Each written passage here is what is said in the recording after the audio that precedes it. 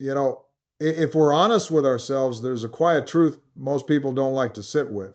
We like our leaders confident, certain, unshaken.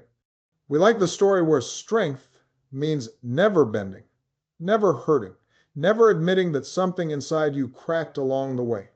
But the longer I've lived, the more rooms I've sat in, the more hands I've shaken in moments of grief and hope, the more I've come to understand something simpler and harder to accept, that pain doesn't disqualify people from leadership. Often, it's the thing that shapes it.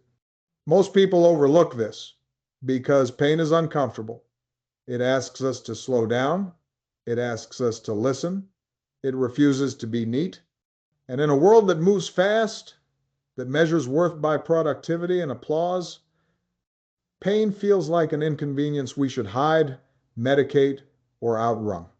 But what if that very instinct to bury pain, to deny it, to rush past it, is part of why so many people feel disconnected, exhausted, and alone right now, even when they're surrounded by noise?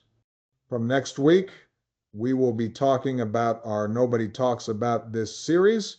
Subscribe and join the conversation. But for now, let us continue our discussion. We're living in a moment, the early part of this century, especially in the years after around 2008, when the world became more connected than ever, yet somehow more frayed at the edges. Screens in our pockets, voices everywhere, opinions on demand, and still living rooms filled with quiet stress, workplaces heavy with unspoken anxiety, families carrying stories they never learned how to tell.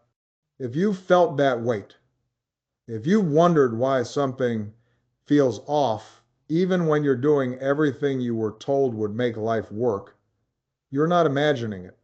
Because pain, whether we acknowledge it or not, is not just a private matter, it's a public force.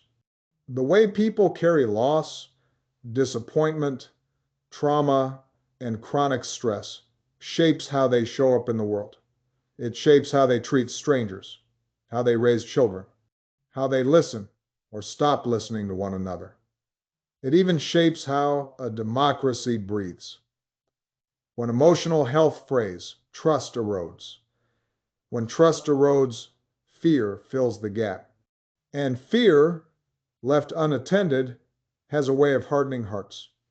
I've seen this up close, not just in policy papers or briefing books, but in people, in conversations that happened long after the cameras were gone. Parents who couldn't sleep, not because they lacked ambition, but because the math never quite worked at the end of the month. Young people who felt a low grade anxiety humming beneath everything, worried about a future that felt crowded, hot, uncertain. Workers who smiled through the day and carried the stress home at night until their bodies started keeping the score. Higher blood pressure, constant fatigue, immune systems worn thin. And here's the part we don't talk about enough. That same pain can go in very different directions.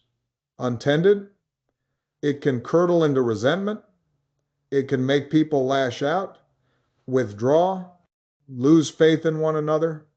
But when pain is faced honestly, when there's room for reflection, for support, for someone to say, I see you without judgment, it can do something else entirely. It can deepen empathy. It can widen perspective.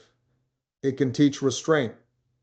The same wound that makes one person bitter can make another person gentle. And that difference matters. I think about the quiet courage it takes to choose healing when denial would be easier. There's nothing glamorous about admitting you need help. No standing ovation for sitting in a therapist's office or for saying out loud that alcohol or anger or silence has started running your life. But make no mistake, that's leadership. Families that decide to break cycles of emotional neglect or violence are doing generational public health work, even if no law changes and no headline ever mentions their name. They're proving that resilience isn't about never falling down, it's about getting back up changed, not just tougher. Now, To everyone listening to this, if any of this resonates, I want to hear from you. Leave a comment, tell your story, or tell us what you've noticed in your own life.